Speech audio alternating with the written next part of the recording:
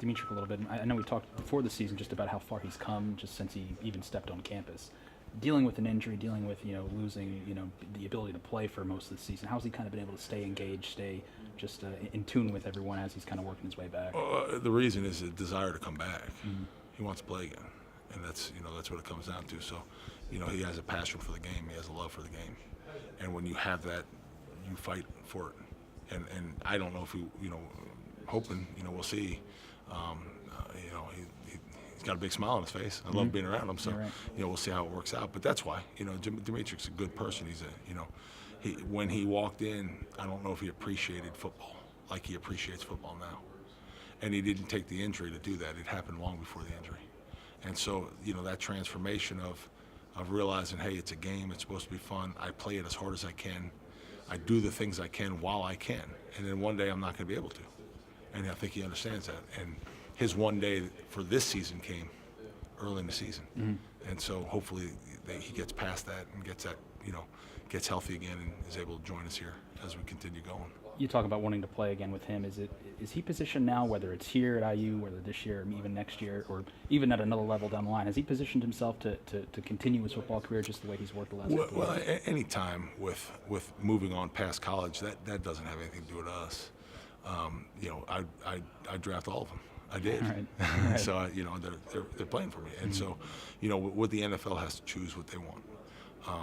I certainly hope that if his dream and his goal is to play, I'm going to support him in any way, shape, or form I can. And so, but past this season, his senior year, really I don't have much say in what happens. And so it's one of those things where it's a deal where you hope and you try to help him. If it doesn't come, then you try to have prepared him for that fight of walking into the real world and supporting family and being successful. If it does come, then you try to have given him the tools where he can go into an NFL and make it and do well. And so that's really what you're trying to do as a coach. But our goal here is to win games in Indiana. And that's what we focus on. Sure. What has he really honed the most the last couple of years? Coaches kind of talked about how he's kind of a street fighter at that right tackle position. What other things he's done to get where he is? With Dimitri, he a lot of times, for him, it was just, tapping into the passion of the game. And it's that way for a lot of guys. And it was that way for anybody who plays the game. You have to tap into the passion of it. And once you can tap into the passion of it, then you can be what you want to be. Until you do, it's hard. And so with him, that was really the turning point is, he said the right words, but he wasn't doing the right actions. And when he tapped into his passion about what he wanted the film to look like, it allowed him to do the actions. And that's for any player. That's what you're trying to do is get him to tap into that passion of what you want to be.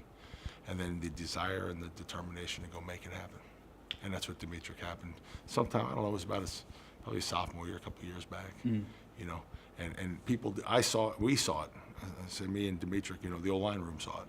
A lot of other people didn't because some of the things he had to work on were weight room or being in shape and running and, doing those things. And so they didn't see it till his junior year. Whereas we saw it, maybe 6, 7, 8, 9 months earlier. Saw it coming a little bit. Yeah. So it's just because we're around him. I'm around him so much. As far as young guys too, I mean, we saw Stepniak surface a little bit. We've seen Delroy in spots. Who other are some of the other young guys who you see, beyond, behind the scenes coming along a little bit, positioning themselves to maybe help either this year or next? Well, we'll see. It's a long process, but certainly, Grayson Stover's doing well. Mackenzie Noor is working hard and doing well. He's coming along pretty well. And so those two guys are doing good. Simon's, I think the same type thing that I'm talking about with Dimitri, because you're starting to see with Simon, he's starting to get a little bit more of a, like, hey man, I like this. And so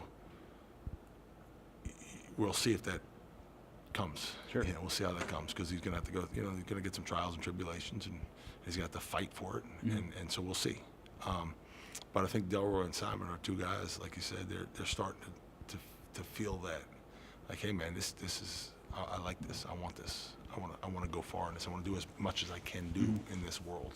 And not everybody hits that, and so I think you're seeing it. We'll see if it comes to fruition, but those two, I'd say, are in that category of where you talk about the transformation of Dimitrik.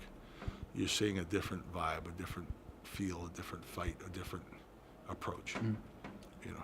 How important is it just to see that now, kind of, at the end of this season? I know it's a long way to go with spring ball and fall camp, but just I'd to rather see, have seen it at the beginning. Yeah, sure. It made life easier, man. You know, but like I said,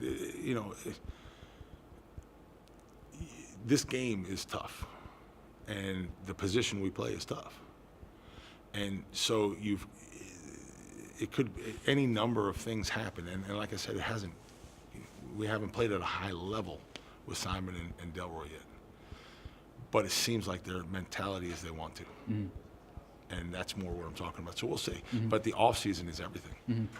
The off season is everything. How coming in shape, strength levels, flexibility levels, honing up little minor skills. The off season is everything for this league, man, because this league is it's the best football in college. I mean, this you're going week in, week out, man, against the best in the country. Again, this week, hitting Purdue's, man, that D line's damn good. Every game, that linebackers, they can run, and so it's one of those things where you're in the Big Ten East, and you're looking at, okay, Michigan State, Ohio State, Penn State, Rutgers, Maryland, then your crossover games, Northwestern, Purdue, and you're sitting in there saying, okay, man, whew, but it's week in, week out. Yeah. And so that's why I said you got to tap into that passion of what you want to do. You can't just say, I want to be good. You got to believe I'm going to be good. There's got to be a desire and a thing. And I think that's what you're seeing with some of those younger guys. They're like, hey, man, I want to win. I want to do good. And that's what you saw with Dan Feeney. Now, Dan had it a little bit coming in a little earlier. Or maybe he didn't have it, but he faked like he had it. Right. I mean, honestly, him and Jason maybe they just felt like, hey, I have no choice but to have it because they're going to start me as a freshman. I'm going to Coy Crunk. Maybe he's just like, oh, shit, I don't really want to do this, but I'm going to. Yeah. And they were forced to. And so that's the deal, though. And so I think that's what you're trying to hone in as a coach. You're trying to tap into that passion, that belief, the desire to be what they want, to put on film what you want it to look like. And that's what we're trying to do. And I think they're working, they're fighting. As they go, we'll see how they grow.